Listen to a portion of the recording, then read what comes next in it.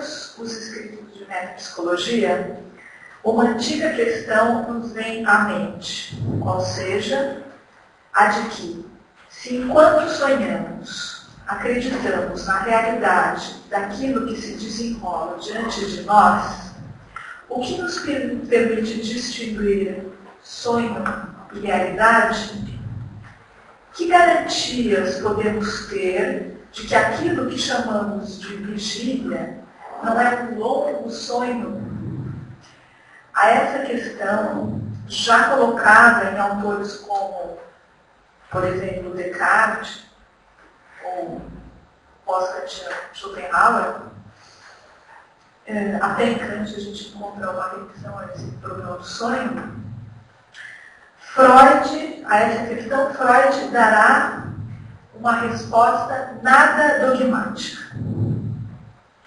Quando percebemos algo que se desenrola no mundo exterior, não temos nem acesso direto a esses objetos, nem formamos a representação de algo que existe em si mesmo no mundo material, do qual apenas temos notícias por pálidas imagens formadas em nós. Uma espécie de carinho, tal e qual está aí. Né?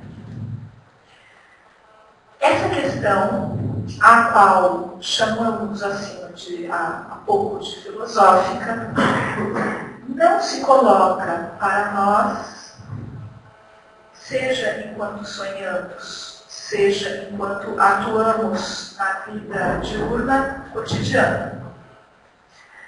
Não é uma questão, digamos assim, que preocupa o senso comum, nem a nós, ao filósofo ou ao senso comum, enquanto dorme. Quando agimos, ou quando sonhamos, estamos certos da existência de um mundo real fora de nós. A crença, contudo, não garante a demonstração da realidade do mundo. Não é sem razão que insistimos no fato de haver aí uma interrogação artificial. E é sobre esse artifício. O aparelho está censurando a minha palavra.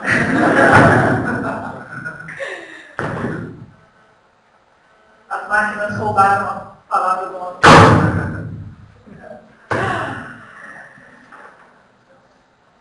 Posso ir? Alô? Quando agimos, estamos certos da existência de um mundo fora de nós. A crença, contudo, não garante a demonstração da realidade do mundo. Não é sem razão que insistimos no fato de haver aí uma interrogação artificial. E é sobre esse artifício, digamos assim, que se aceita a compreensão de como construímos a distinção entre o que é real e o que não é real. Freud se colocará, como eu já disse, do lado das filosofias não dogmáticas.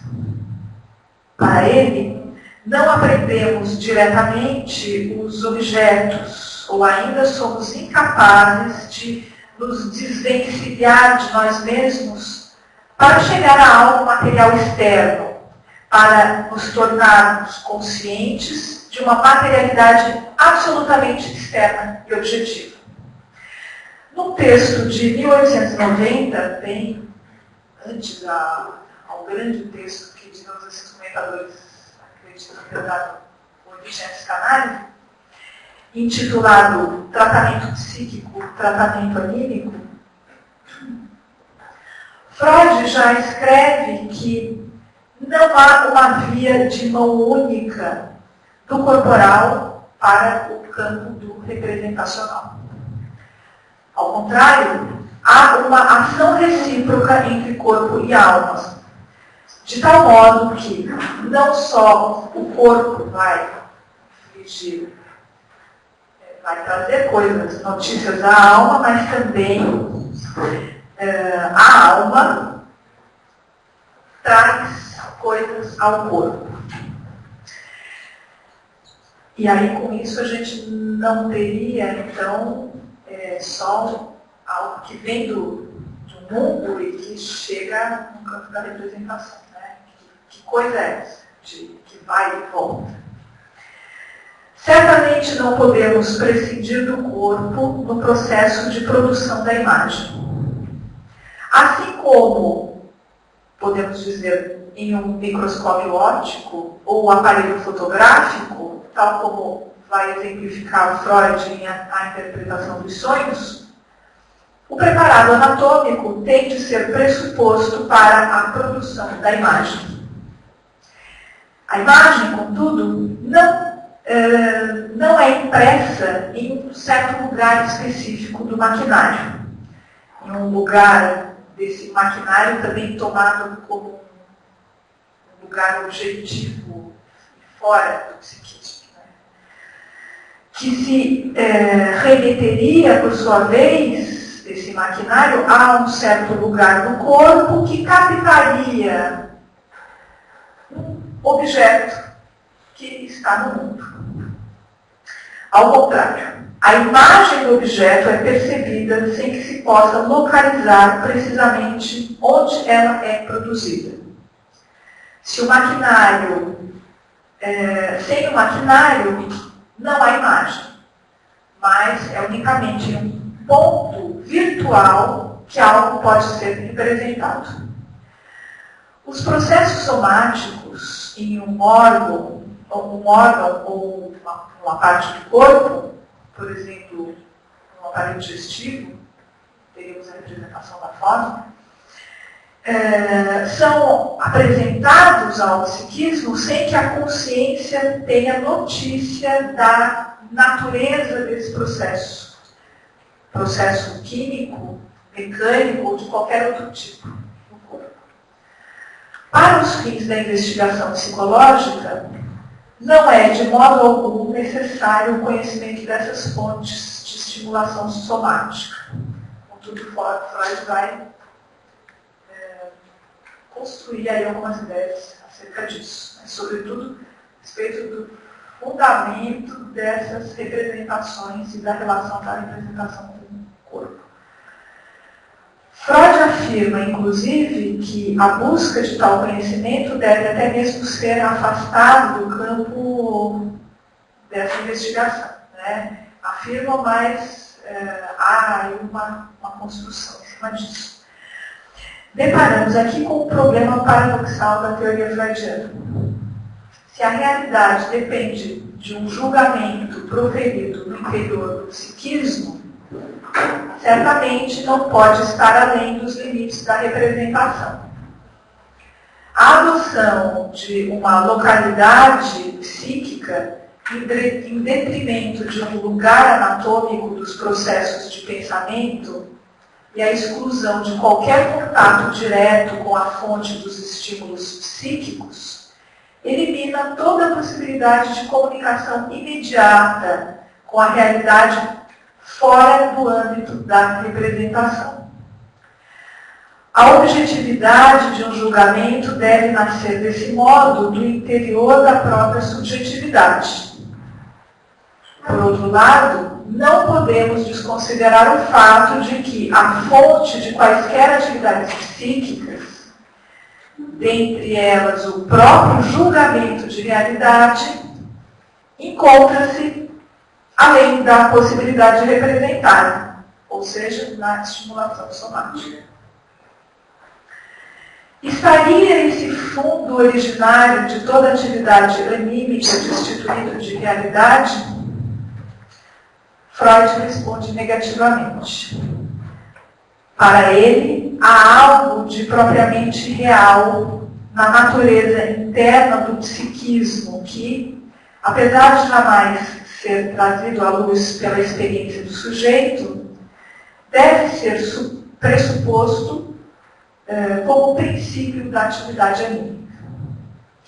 O exame psicanalítico acerca da realidade deve partir da subjetividade para alcançar a objetividade das representações humanas, sem a qual não poderíamos, digamos assim, falar em complexo de Édipo,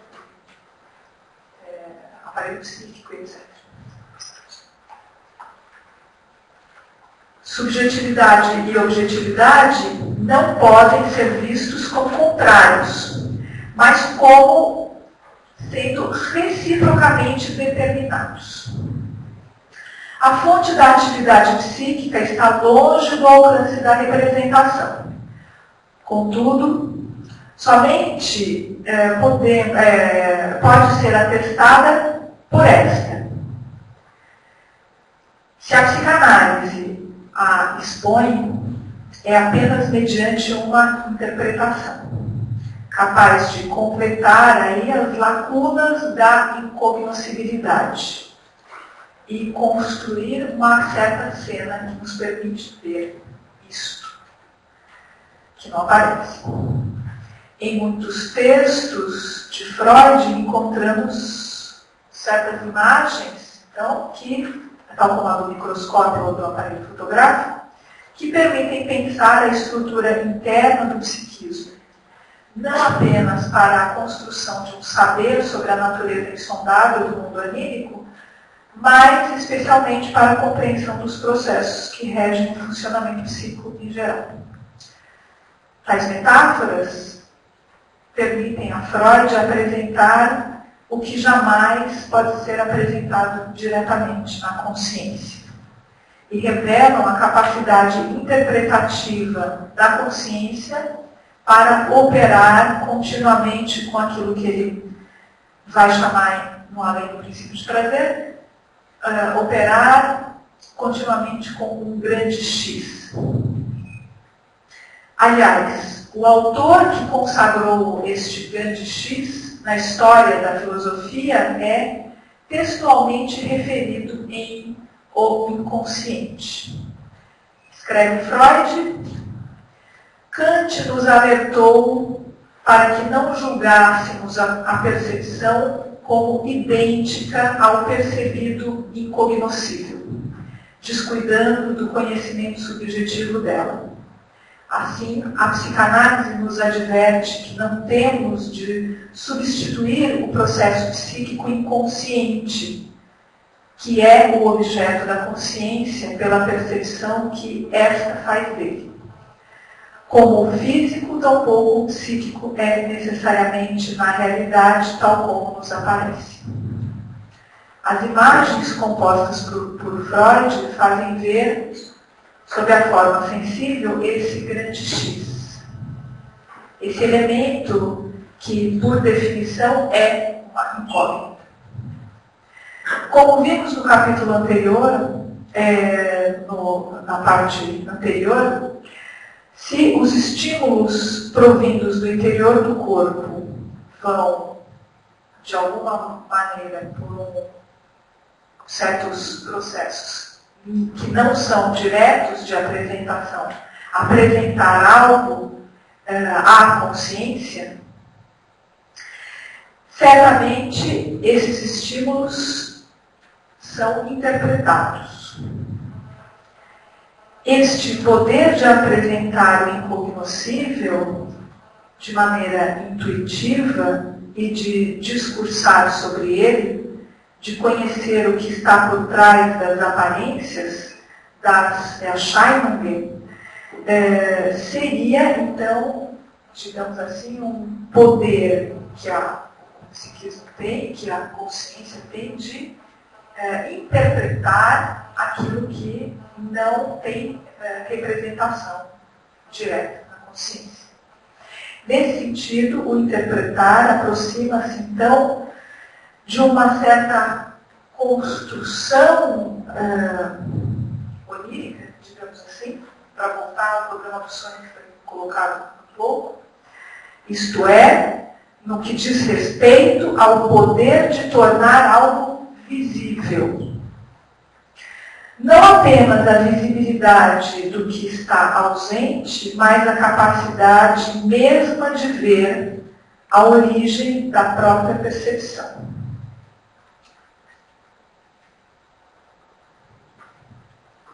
A fim de melhor examinar como do campo representacional subjetivo chegamos a um juízo objetivo das coisas no mundo, tomemos a análise exposta por Freud nos textos de metapsicologia e em algumas partes da interpretação dos sonhos, acerca da associação dos diferentes traços mnemônicos e de como isso pode determinar a realidade de algo.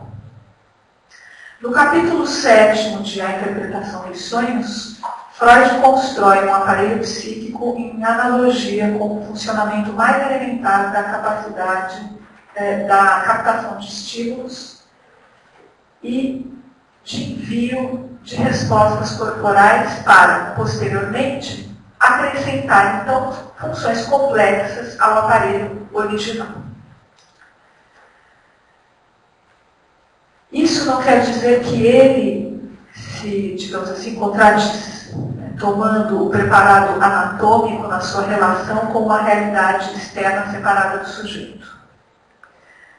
Falamos aqui de um processo de analogia aos moldes de um como se fosse assim. O psiquismo é, inicialmente, tal como um aparelho reflexo. O processo reflexo torna-se, assim, o modelo de todo o funcionamento psíquico. O aparelho é dotado de duas extremidades, uma responsável por captar as excitações externas e internas, como, por exemplo, uma certa pressão que se exerce sobre nós, e a outra veicula, por meio da ação, respostas diretas e imediatas aos estímulos que penetram no psiquismo. Tal como no trânsito das inervações corporais, Freud as denomina, respectivamente, percepção e motilidade.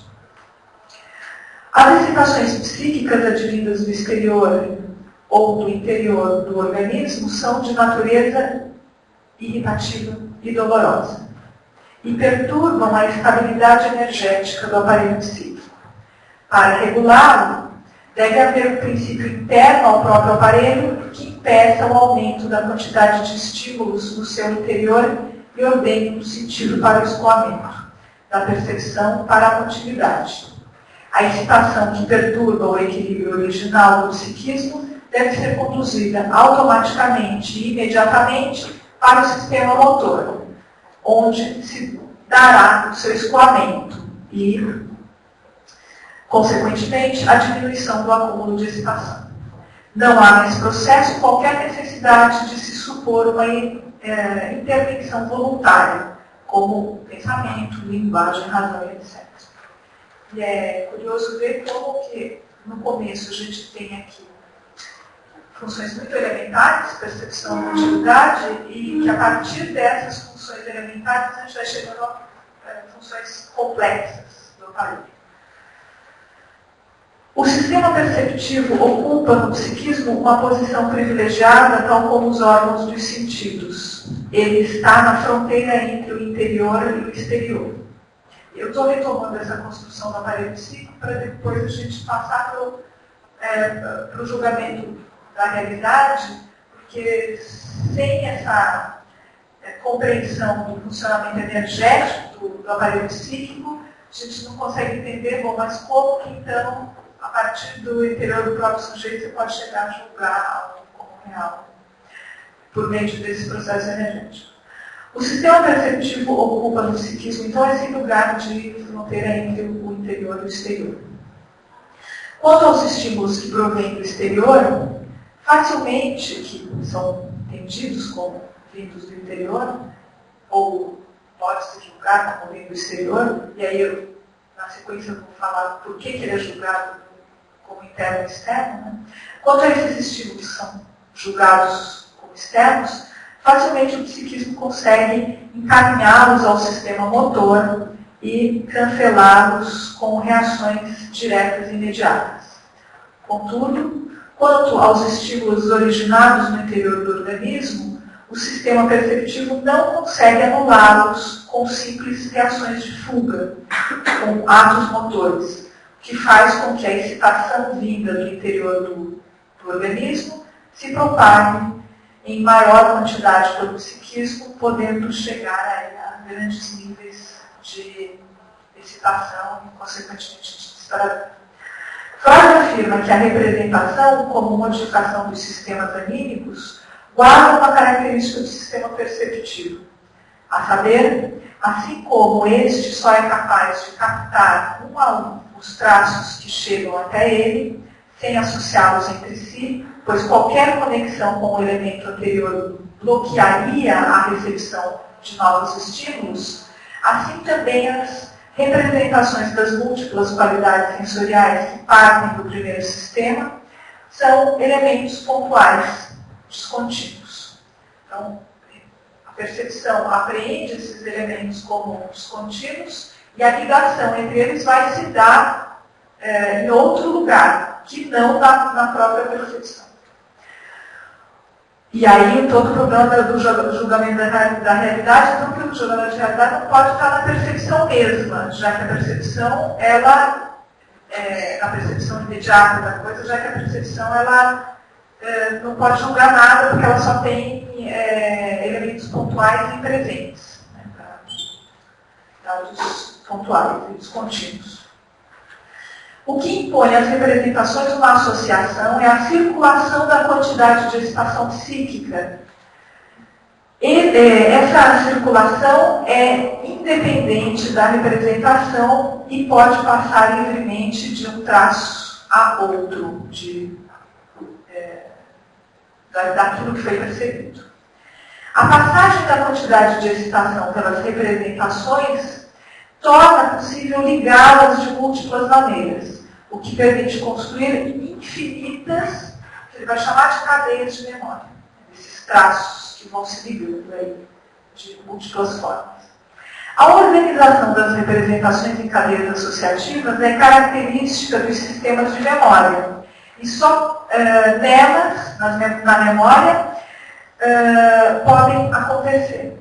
Os traços minêmicos não são, deste modo, uma mera marca enfraquecida das percepções dos objetos, que guarda deles apenas uma relação de semelhança, mas marcas coordenáveis, capazes de criar uma vasta rede de associação. E associação dada pelo próprio sujeito que percebe. O sentido da circulação funcional, que vai do desprazer ao prazer, né, segue a linha do desejo. Então, esse sentido da circulação funcional é um fio que alinhava cada um dos traços minêmicos e dá a eles uma direção para o escoamento de energia, pois os traços em si mesmos não possuem sentido algum. Aquilo que o Freud vai chamar de representação meta possibilita, assim, a comunicação da energia psíquica entre representações mais variadas e as mais distantes no tempo, e a consequente formação de uma comunidade entre elas. No modelo simplificado do aparelho psíquico, a energia anímica percorre o caminho mais curto para o seu escoamento, a saber, direciona toda a sua força para essa representação meta e a reativa de modo alucinatório. Desse modo, por exemplo, uma criança, ao sugar uma parte dela própria, da sua pele, revive uma percepção como uma percepção atual, aquilo que está numa cadeia de memória. E aí, com isso, a gente teria, então, nesse processo de produção alucinatória, né, uma certa compreensão de que aquilo está acontecendo no momento. Uma vez que qualquer possibilidade de associação lógico-causal e temporal no início do desenvolvimento entre as representações ainda não acontece, um traço minêmico de satisfação pode tomar sobre si toda a quantidade de investimento de outras representações, pode ser condensado. ou emprestar o seu montante para outras, pode ser deslocado. Novas comunidades representacionais, capazes de recriar numa mesma cena a satisfação sexual da criança, por exemplo, ao sugar a própria pele, a partir do ato que proporciona a satisfação inicial, o ato de mamar, poderiam então ser possíveis. Apesar de não ser realizada por uma seleção voluntária de representações, a ordenação por simultaneidade não está livre de uma regra. Tem a finalidade de repetir a primeira experiência de satisfação com toda a intensidade e realizar o desejo. Entretanto, devemos notar que, nessa tentativa de repetir a primeira satisfação, não há, então, como ela não se dá de tal maneira como se o psiquismo simplesmente folheasse um álbum fotográfico no qual imagens ali foram impressas. Né? E ele não retomaria, ou ele não revê aí cenas de prazer, revivenciando-as de modo, digamos assim, idêntico e perpétuo. As cenas de realização de desejos são submetidas a um trabalho de construção, desconstrução e reconstrução no interior dos sistemas de memória. Porque todos esses traços que são, digamos assim, descontínuos na percepção são alinhavados no sistema de memória que pode criar diversas associações. E isso segundo a lei do desejo. Participam desse processo a condensação e o deslocamento dos afetos sobre as representações que compõem uma mesma cena, numa mesma cena elementos diferentes, desconsiderando sua separação no espaço e no tempo. Com a construção do sistema de recordação que se interpõe entre o sistema perceptivo e motor, o escoamento da excitação psíquica terá que percorrer também a malha associativa dos traços minêmicos. Para atravessar o psiquismo, a excitação tem de vencer uma resistência. A diminuição dessa resistência fixa um traço de memória e abre um caminho de facilitação para o escoamento da energia psíquica. Quanto mais vezes o caminho for percorrido, mais estará aberto para a passagem da excitação, criando assim um ponto daquilo que Freud vai chamar de fixação para o escoamento energético. A energia psíquica escolhe, em função da dificuldade de uma via oposta, a que oferece menor resistência, de tal modo que quanto mais vezes o caminho associativo for percorrido, maior será a sua prioridade frente a outras vias. Ao contrário dos impulsos de conservação da vida, o mundo exterior, pressuposto por Freud, mas não como algo que se apreende em si mesmo, né? O mundo exterior impõe uma resistência para a descarga da excitação sexual, de tal modo que o caminho regressivo mais fácil para o rebaixamento dos investimentos energéticos é o regressivo, isto é, reinvestir o traço minêmico até a sua origem perceptiva e projetá-lo como se viesse de fora, tomando como algo externo. Mas, se a associação de traços minêmicos perceptivos, livres de qualquer ação voluntária sobre o mundo, satisfaz as exigências das pulsões sexuais, as pulsões de autoconservação, cuja satisfação escapa desse autoerotismo próprio das pulsões sexuais, permitem a criação de um novo tipo de comunidade representacional. Esta não mais identificará recordações e percepções atuais, ou ainda não procurará um caminho regressivo para o escoamento da pulsão via alucinação, fazendo com que o sujeito tome aquele algo que está na cadeia de memória como uma percepção atual, mas buscará vencer as resistências associativas e conduzir a excitação acumulada para o sistema motor. A alucinação, apesar de ser o caminho mais fácil para o rebaixamento da excitação, no caso da pulsão de autoconservação, não consegue esgotar os investimentos psíquicos de maneira eficiente. Tal como afirma Freud no complemento metapsicológico à doutrina do sonho, texto que é inclusive importante para que a gente possa compreender essa questão, por uma exigência da pulsão de autoconservação, surge então esse novo modo de associar representações, assim como um novo processo de rebaixamento da excitação psíquica, mais eficiente para a satisfação autoconservativa. Qual seria? A ação voluntária.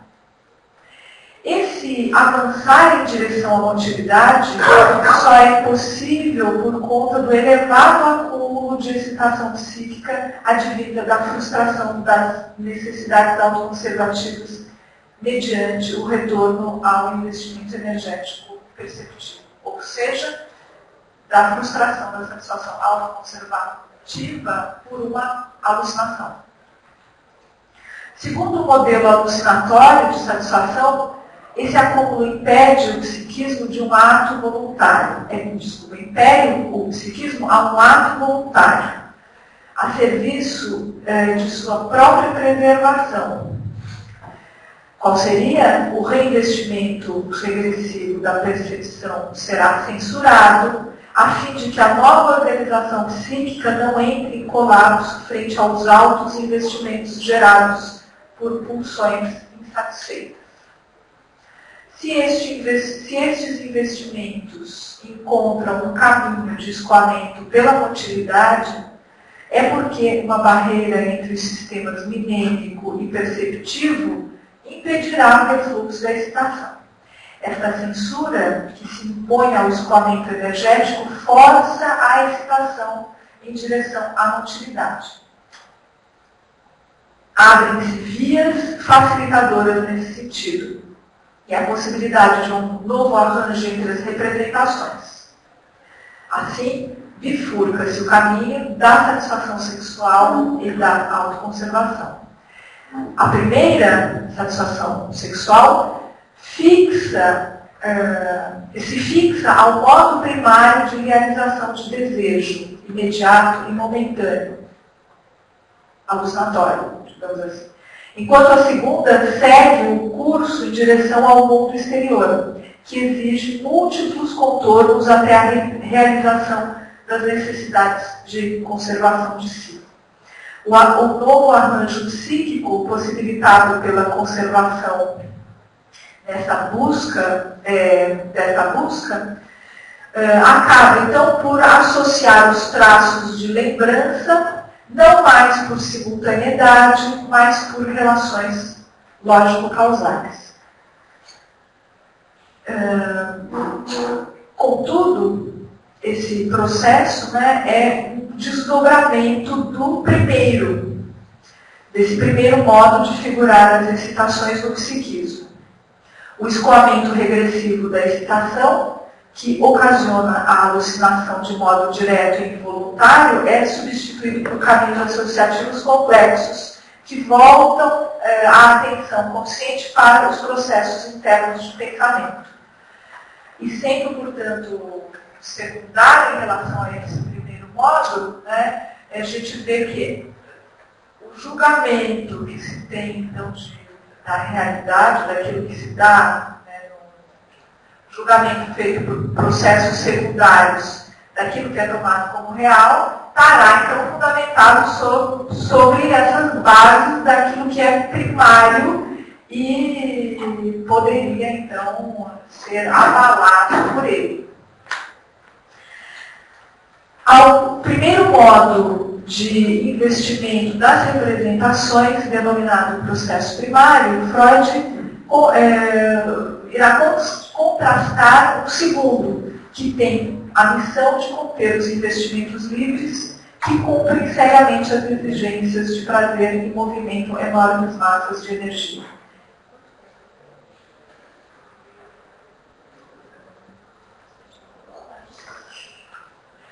O segundo modo de escoamento da excitação psíquica nasce do interior do primeiro modo e impõe ao psiquismo uma cisão.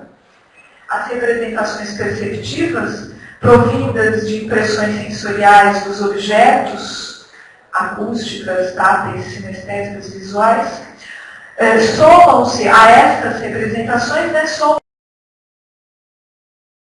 somam-se representações abstratas que fazem aparecer os processos internos de pensamento antes ocorridos sem nenhuma consciência. E aí, então, esses processos que são internos ao próprio funcionamento psíquico ganham, então, a possibilidade de chegar, de se lançar sobre eles.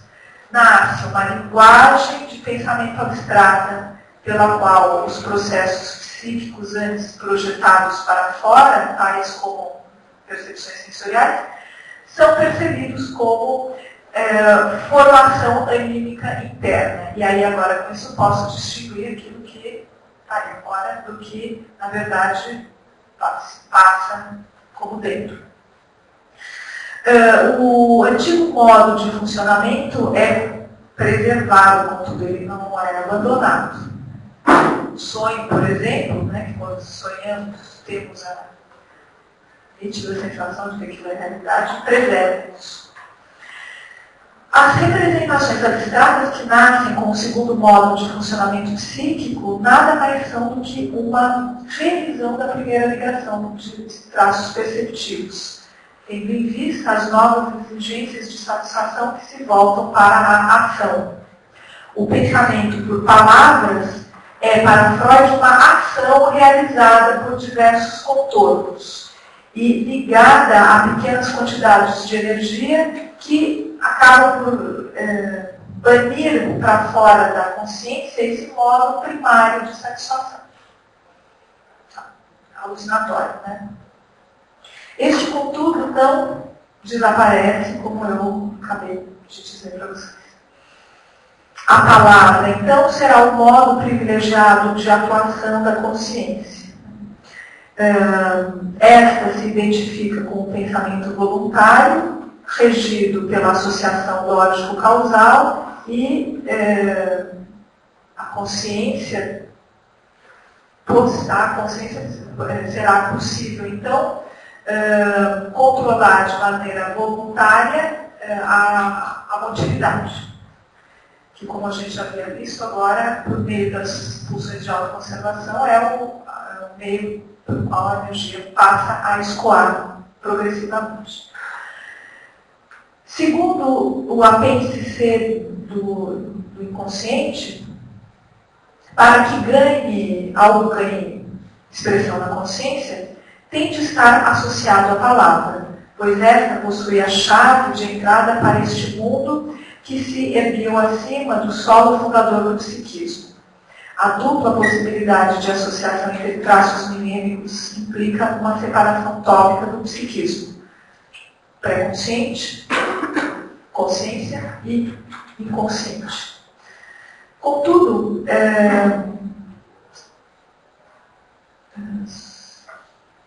o que a gente vê, né, naquilo que a consciência e o pré-consciente, que a consciência tem acesso facilmente, né, o que se vê então é a possibilidade de que esses diversos traços qualitativos, que Freud vai denominar de coisa, né, sejam unidos pela qualidade acústica da palavra, o que dá à representação o seu caráter abstrato.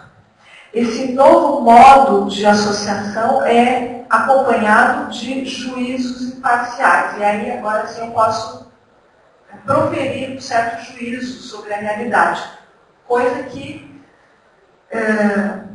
digamos assim, na minha leitura, esse juízo, julgar algo como real ou não real, antes desse processo da linguagem, ele é visto de maneira retroativa. É a partir do segundo modo que a gente julga que aquilo que é alucinatório não é real, né? Porque até então essa possibilidade de um juízo imparcial sobre algo que acontece ou não, ele não se coloca. Que poderíamos então dizer que algo é verdade ou falsidade, que é algo imaginado, fantasiado ou que se deu de maneira efetiva. O princípio de realidade substitui dessa maneira então o princípio de prazer e possibilita ao psiquismo adiar a satisfação imediata e tolerar como princípio maior de tempo o desprazer, já que age por múltiplos rodeios. O inconsciente impedindo então aquele acúmulo de energia que é insuportável para o psiquismo. No inconsciente, a capacidade de expressão lógico-causal do pensamento é naturalmente desfeita, reconduzindo as palavras aos elementos perceptivos pontuais a que correspondem.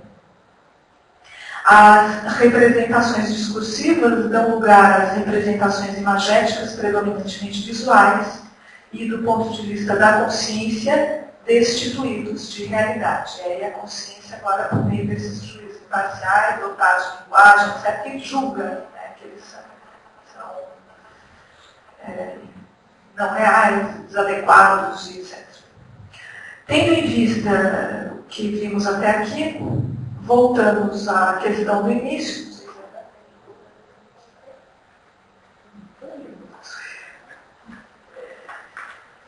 A de que, qual seria, né? Se a consciência tem notícia apenas de representantes dos estímulos que chegam até o sistema perceptivo, o que permitiria, então, interpretar um sonho como ilusão e tomar algo da vigília como uma realidade efetiva, ou melhor, se nunca temos acesso direto aos estímulos que chegam até a consciência, e se seus representantes são, mesmo na vigília, submetidos a um trabalho de composição, elaboração secundária, antes de se apresentar à consciência, como é possível diferenciar realidade e realidade? Vou fazer um resumo disso, né, que vai aparecer também no complemento metapsicológico à doutrina dos sonhos, que vai estar ligado à ação motora, né? Ou seja, a possibilidade de aquilo que certo estímulo que pode ser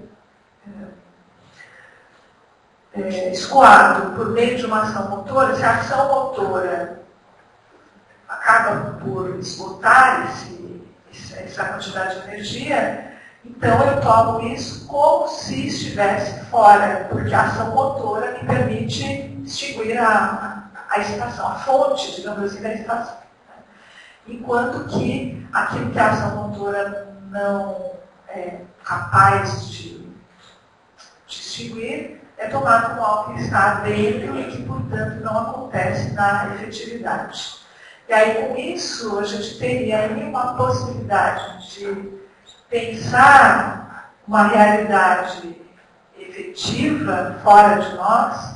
Até faço menção ao termo efetivo que o Freud está usando, que é grego, Descartes, que tem a sua raiz no termo wirken, que é agir, né?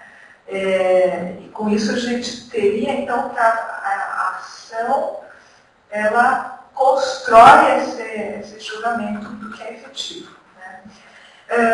Bom, para sintetizar, então, finalizar, a gente teria, então, esse processo de construção da realidade em cima de uma realidade que não me é dada, então, diretamente, que me aparece, em primeiro lugar, por certos processos para os quais o psiquismo não leva em conta esse julgamento de realidade, né? O que está em vista é o escoamento dessa energia, é o sentido do desejo e o princípio do prazer. E o julgamento de realidade vai aparecer num momento posterior, vai estar fundamentado sobre esse processo que é anterior, pode ser abalado, e com isso naturalmente, digamos assim, na nossa vida diária a gente não põe em questão, né, as coisas que nos aparecem de fora, mas do ponto de vista de compreender a maneira como a realidade está organizada, essa realidade que aparece diante de nós, ela pode ser questionada, né? Ela pode ser abalada, o que acontece naquilo que, nos processos que aparecem nas patologias, né?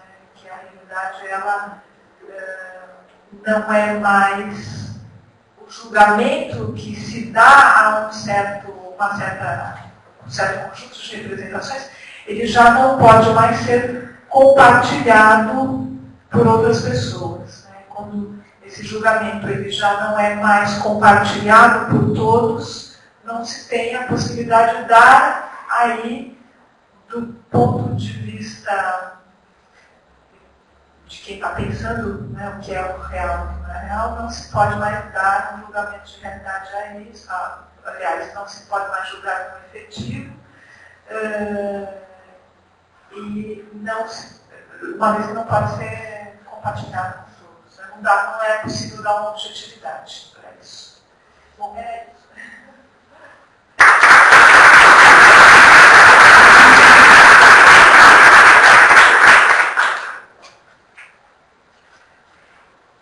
Abrimos para perguntas.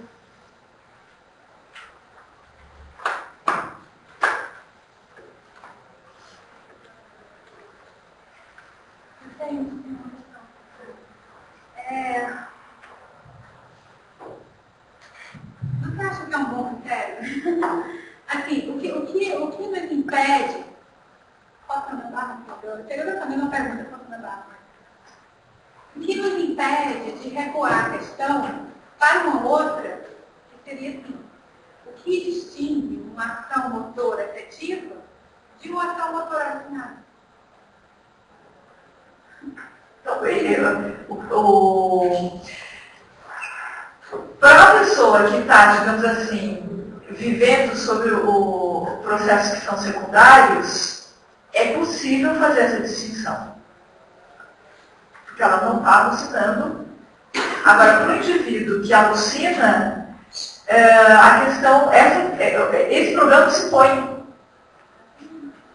Né? E aí, alucinando ou não, para ele é efetivo o que se dá diante dele. Mas como a minha pergunta é complementar, como se pensaria isso em termos energéticos, né, na alucinação motora? Porque justamente você tem as alucinações motoras a partir do próprio, você pode ter, quando já está instaurado o processo secundário.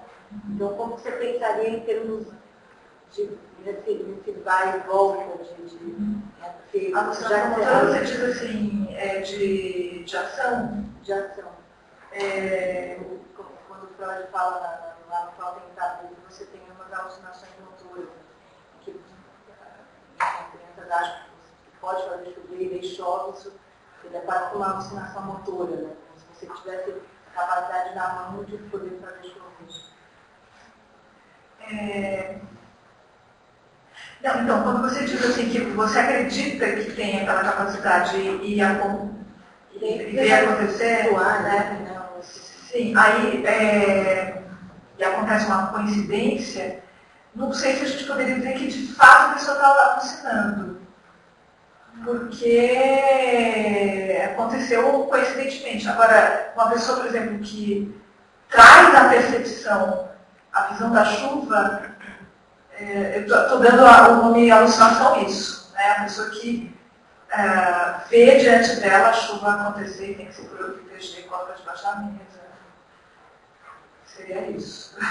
Porque ela traria um traço perceptivo, que é dos sentidos, né? Que na verdade se tornou minêmico, de volta à percepção sensível.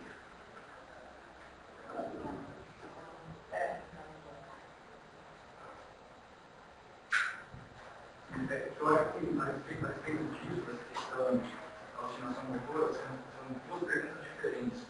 Porque a Paulo está quando ele fala disso, ele está no contexto da discussão sobre o envolvimento dos pensamentos, né? Daí que, na verdade, o esboçado é onde o indivíduo está a fonte da eficácia da satisfação. Então, em termos de fase oral ou de fase animatista, a crença é de que o próprio desejo vai ficar essa satisfação.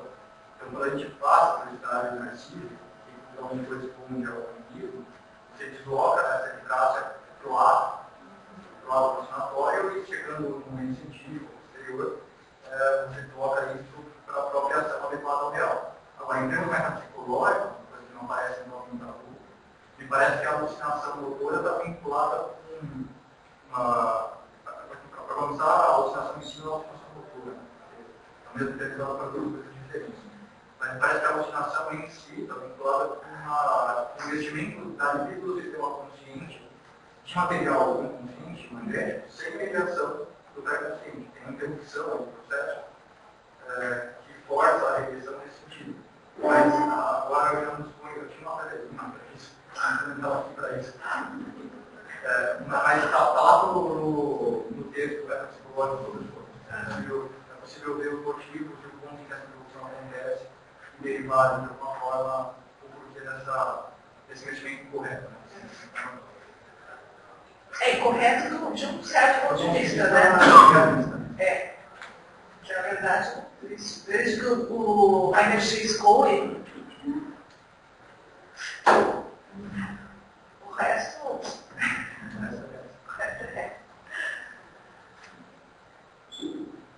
Tem uma questão aqui em relação a traços genéricos e a percepção.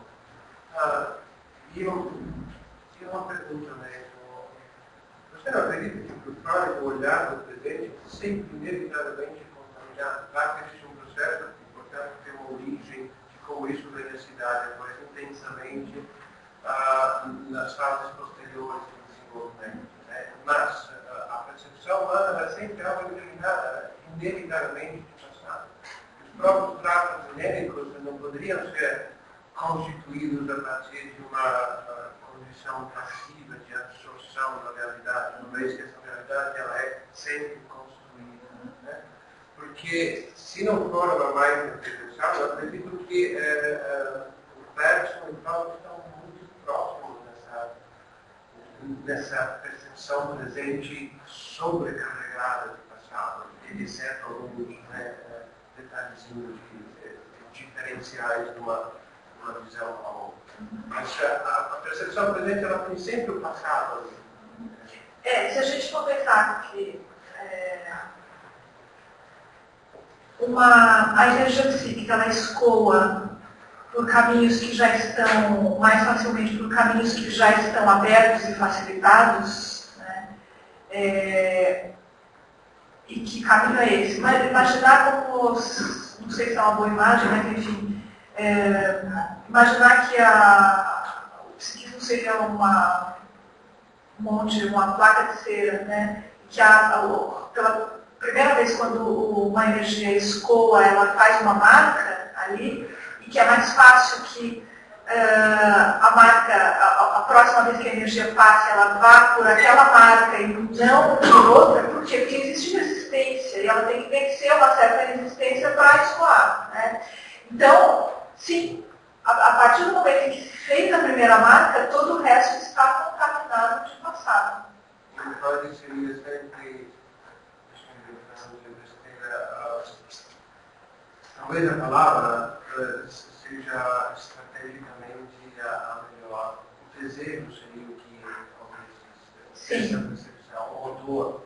Porque desejo, até onde eu tento, é sair de uma situação de escoamento da energia, portanto, sair de uma situação de desprazer e chegar a uma situação de prazer. Né? Esse é o movimento.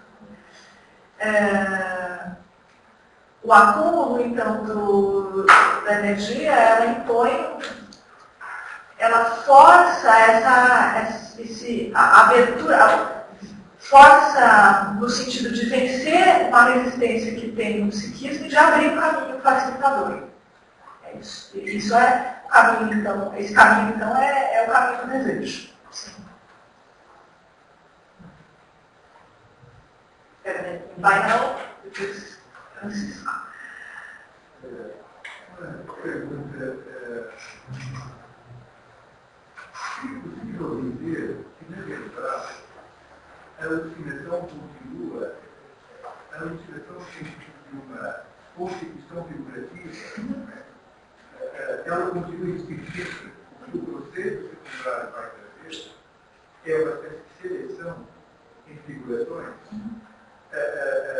apontando para aquelas que podem efetivamente ser efetivas em termos musicais. Não é que haveria uma superação da alucinação, mas sim uma espécie de seleção das alucinações ou representações alucinatórias, entre aspas, que permitam mascarar os campos. É possível escrever desse modo que seria possível? Não, de acordo com a minha visão, acho que sim. E com isso, se a gente pensar que, inclusive, a alucinação ela não é só a imagem, né?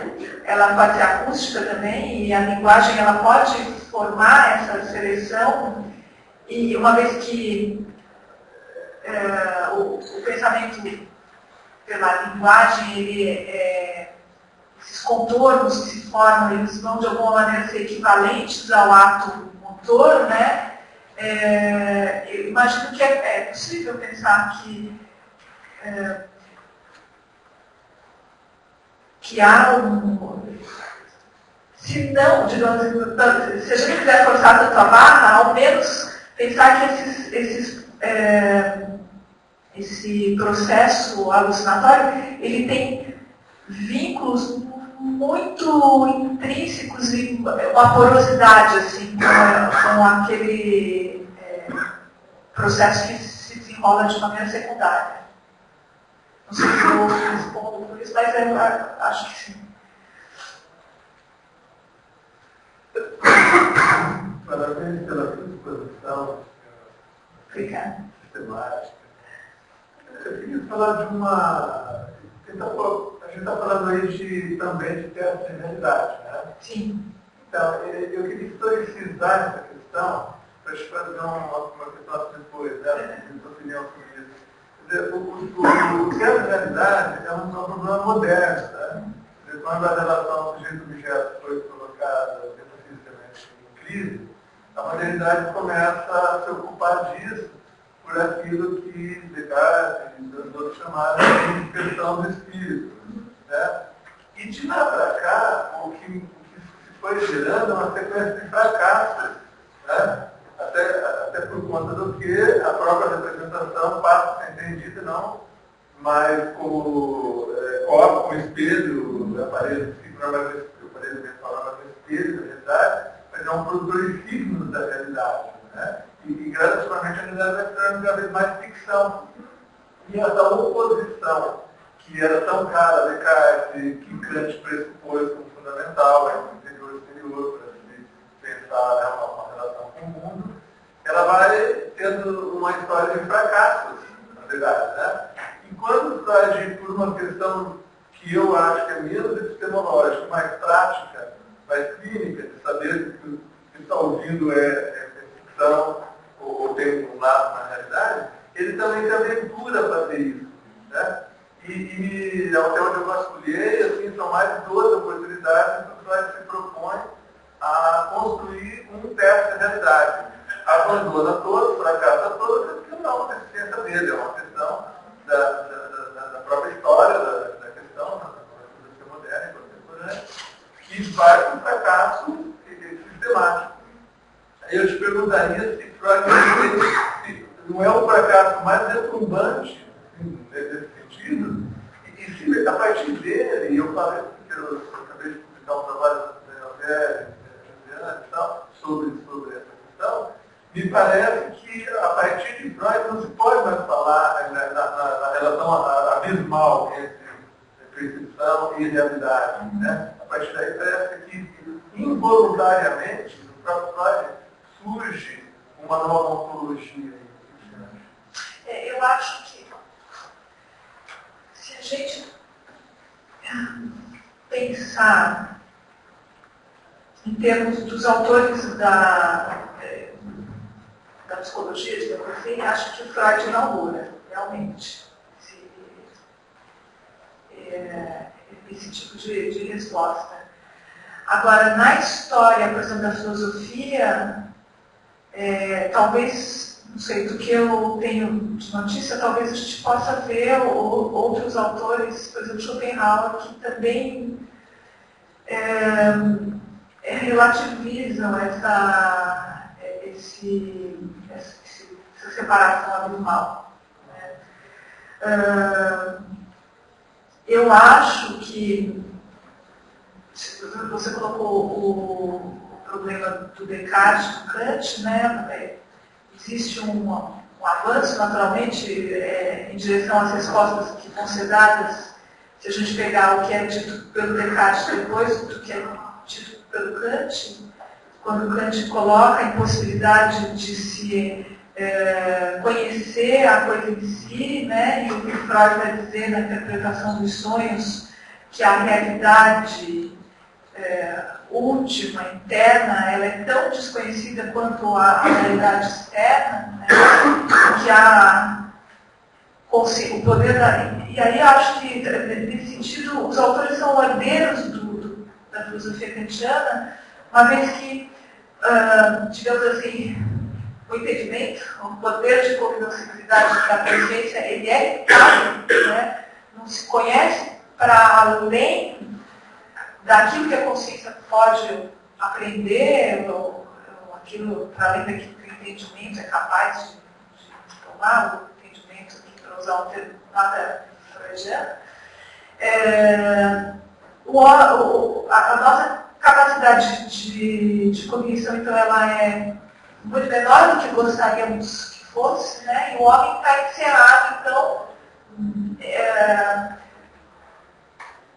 ele está circundado de uma escuridão, no qual ele não tem nenhuma lanterna ou nada, senão uma luzinha muito fraca que a consciência vai iluminando. Portanto, ele tenta lucir. Voltamos ao problema.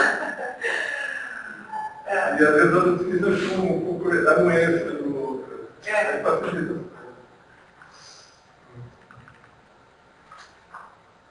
Oi. Por causa dessa leitura que o Kant, que o Freud comenta muito rapidamente do Kant, lá naquele parágrafo, você não acha que é uma má leitura do Kant, não? Porque a realidade, a consciência é tão incognoscível, o Kant não é um otimista epistemológico. A cognitiva está ali justamente para respaldar a oposição ao ceticismo. Então, eu deslocaria essa questão para outra. Pensando que o Freud não está fazendo história da filosofia, né? Se a leitura dele do Kant é correta, o Kant entra ali e serve aos propósitos do... Muito torcida. Mas tudo bem, porque ele não foi aluno do Hegel e não aprendeu a fazer leitura cultural. Graças a Deus. Para evocar aqui uma entidade, né? Fora do...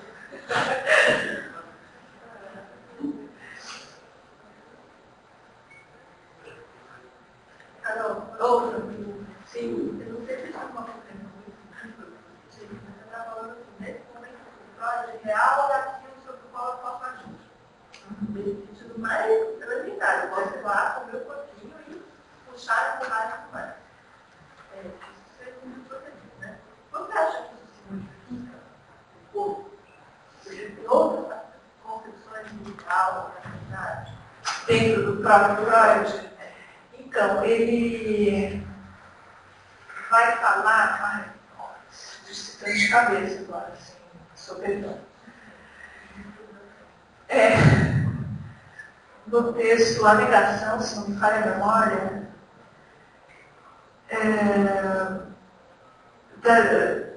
dessa diferença entre eu e o prazer e o real, né?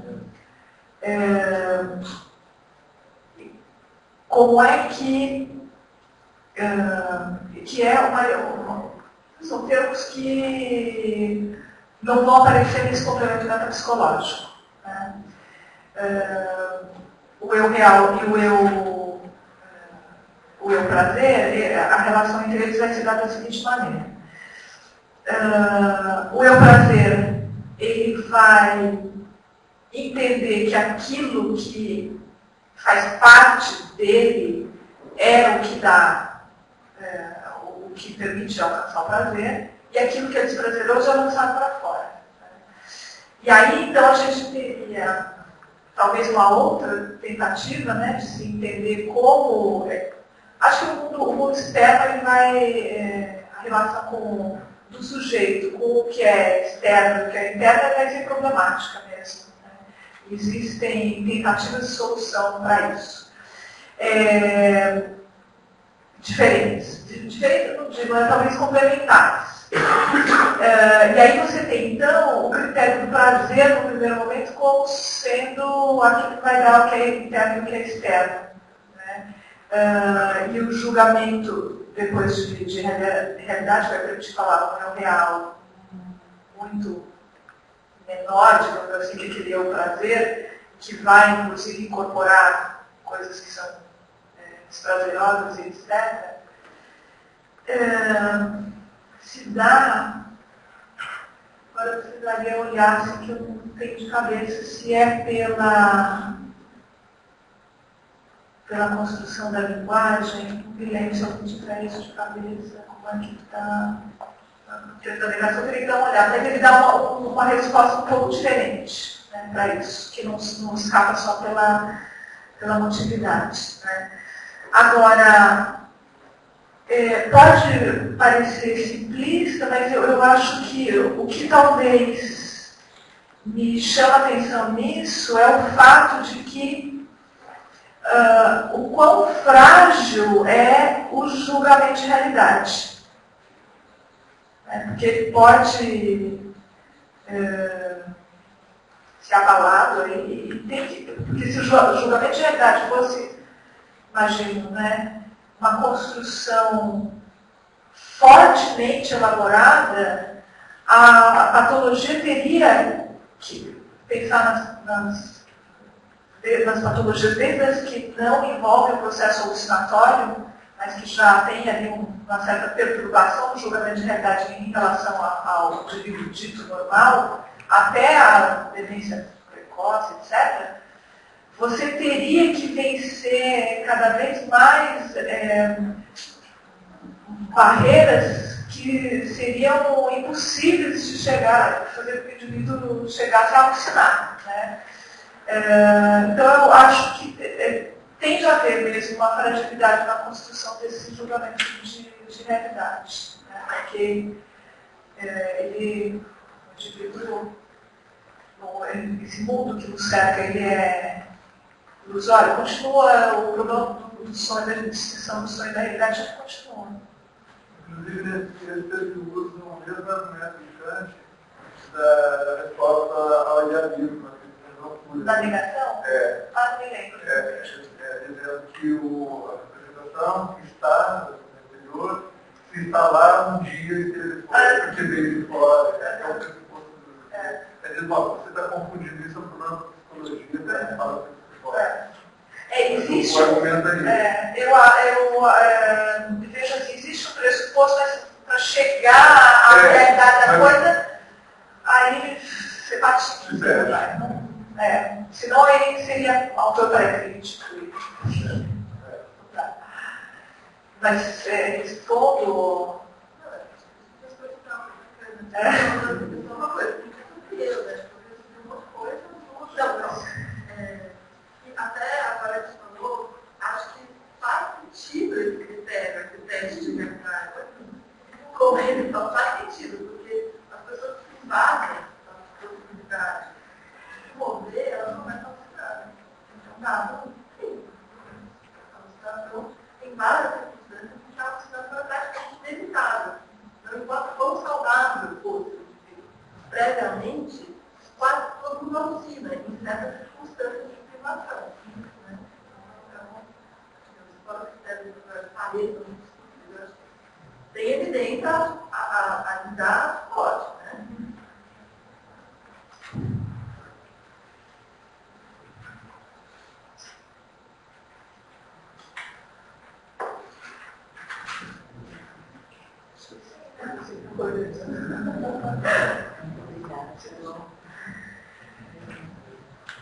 Passamos para a próxima